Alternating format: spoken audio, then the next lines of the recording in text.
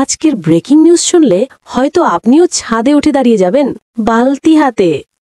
আজ রাত 12টার পর পৃথিবীর চারপাশে এক বিশেষ গোল্ডেন এয়ার কারেন্ট তৈরি হবে, যেটা বাতাসের সাথে শুধু ধুলো নয়, সরাসরি টাকাও টেনে আনবে। বিজ্ঞানীরা বলছেন এই টাকা পড়বে শুধু সেই সব মানুষের উপর যারা গত সপ্তাহে অন্তত একবার পকেট থেকে টাকা পড়ে গেছে বলে কান্না করেছে। তবে সাবধান, যদি আপনি কারো ধার ফেরত না দিয়ে থাকেন অথবা দোকানদারকে ভুলে 5 টাকার কয়েন না দিয়ে চলে এসেছেন, তাহলে ওই নোটগুলো আপনাকে ঘিরে উড়ে আবার চলে যাবে।